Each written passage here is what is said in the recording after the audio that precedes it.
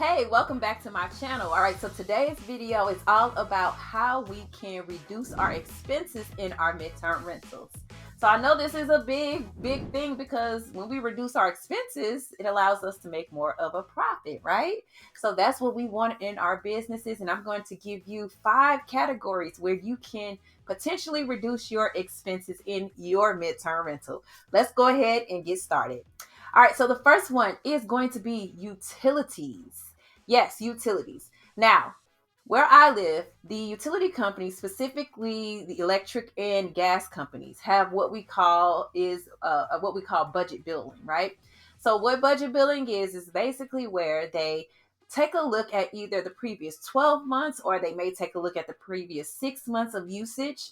They average out that amount and then they charge you a flat rate every month, all right? So instead of you getting these bills where it goes up and down and you don't know what the bill is going to be, you always know what it will be.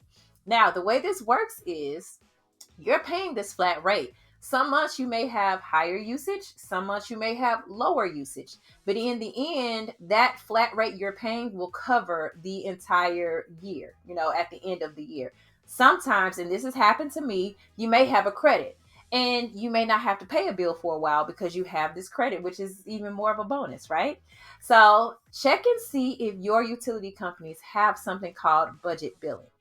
Also, when it comes to cable or internet, right? If you have those things in your property, get those specials, those move in specials. So, those are typically lower rates when it's a special, right? And when that special expires, you can always call them back up and say, hey, is there another special I can get on?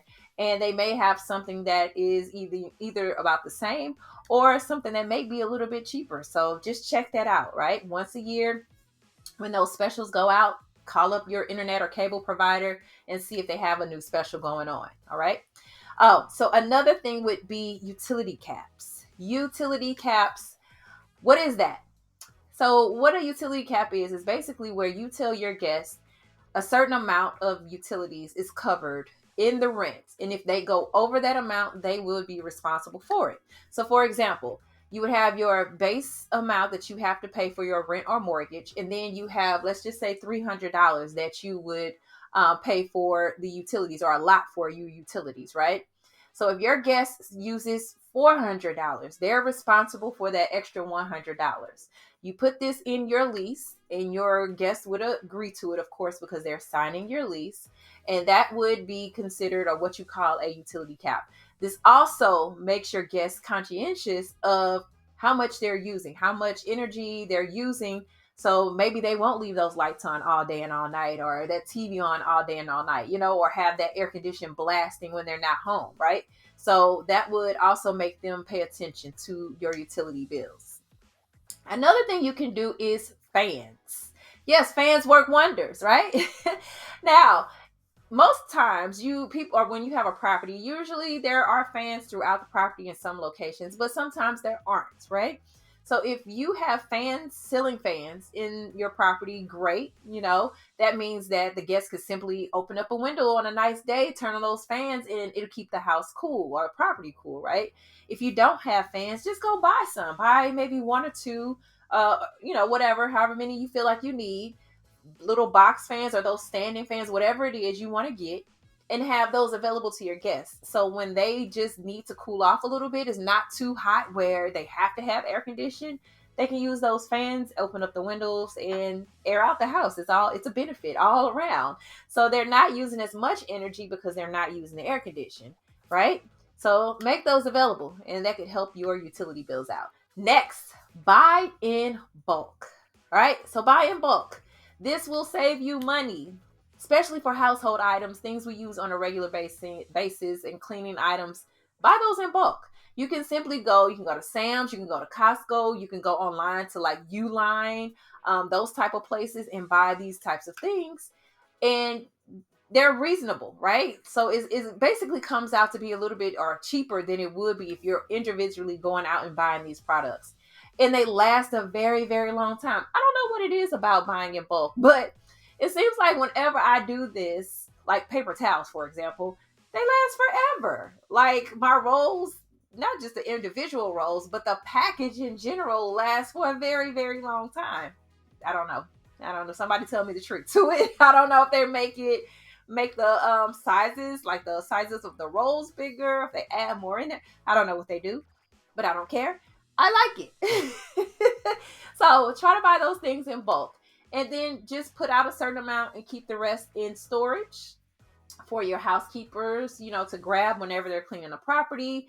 And it's just easy, right? Another thing you can buy in bulk would be towels.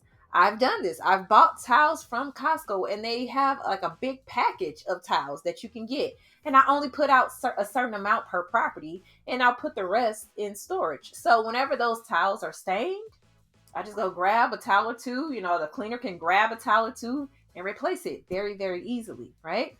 All right, so think about that. Also with sheets, I don't think you can buy sheets in bulk, but I would just say use the same concept. Just both buy multiple pairs or sets of sheets, and just maybe put out two sets and keep maybe one in storage just in case your cleaner has to grab something. So this is something I actually have to do because my backup is now gone, so I have to resupply those things. So think about that. Also, glasses and silverware.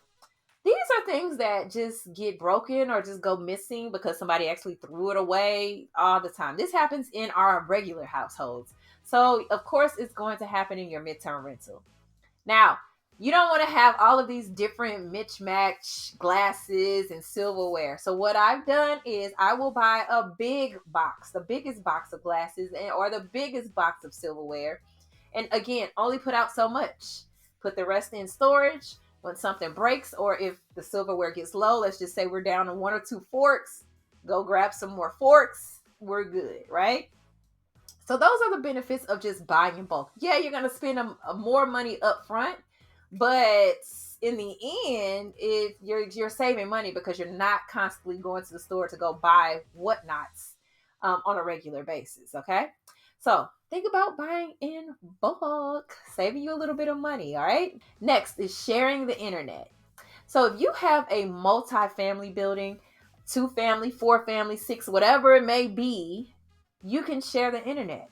So I would only advise you to allow 2 units to share one internet service, right? Because that should service everybody pretty comfortably. Now, I know in my 4 unit building, I have 2 internet services set up, and I kind of strategically spread them throughout the building, kind of diagonal to each other so that everything is covered. And that has been working out pretty well, right? So not only do I have like smart TVs throughout these units, my guests are coming with their own devices. So that's why I say I wouldn't allow more than 2 units to share one account, just because you want to make sure they're not having any issues. I have not had any issues going this route. So just a tidbit, you can share internet between multiple units if you have a multi-unit building. Okay. All right, next, energy efficient places, or apartments or homes. What do I mean by this? Well, if you are renting a place, especially rental arbitrage, or if you own a place, it doesn't matter, I guess. You can try to find a place that has all electric. Okay, so if a place has all electric, you don't have to worry about gas. So you're saving money there with the electric. Also, if you can find places where you're renting and rental arbitrage that cover your sewer, water, trash, or maybe include basic cable, or sometimes you may be able to find a place that includes basic internet. So if you can find those places where some of those utilities are included in the rent, that's saving you some money right there, okay? Because then you're not responsible for it. So look for those things. If you can find them, that is a plus.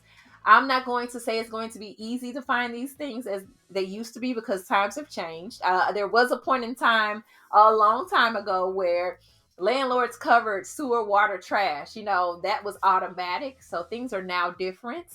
But there may be some places that you can still get that. I do have a couple places, actually, where sewer, water, and trash is covered. But then I have other places where it's not. So it just depends. You know, you have to judge for yourself, but that would save you some money. Next would be to minimize your startup cost. And this is number 5, the 5th category, right? Minimize your startup cost. So here are 3 ways you can do that, right?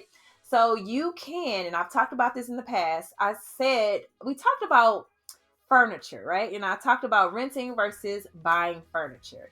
Well, ultimately, you guys, just to be honest, I have not seen it any other way. It's always more beneficial to buy furniture, okay?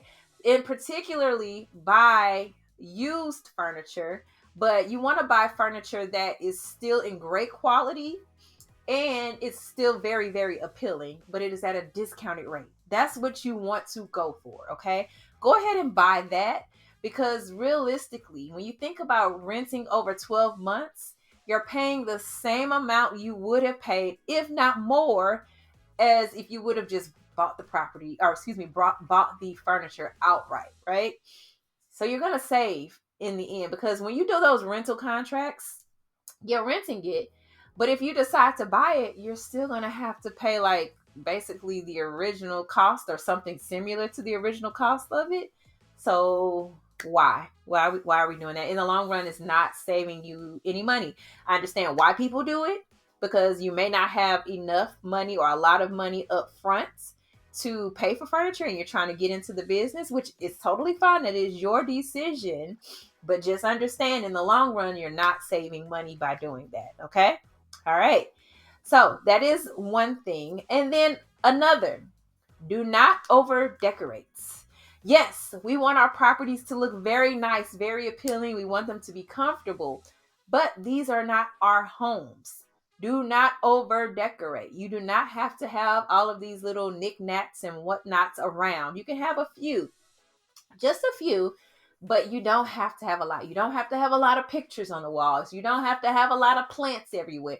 Like, you don't. You could just do a little bit, and that's just enough. That is going to cut back on your cost. So those would pretty much be the items or the categories that you can save in regards to cutting back your expenses or making sure you save on your midterm rental. Okay. Now, I hope you take those tips, go ahead and utilize them. If you've already have a midterm rental set up and going, I mean, that's fine, but you can still use some of these tips that you may not have known about. Okay. All right. So make sure you like and subscribe to my video, and I will be back with you at another date, later date, sometime next week, I'm sure, with more videos about midterm rentals and rentals in general. I'll talk to you guys later. Bye.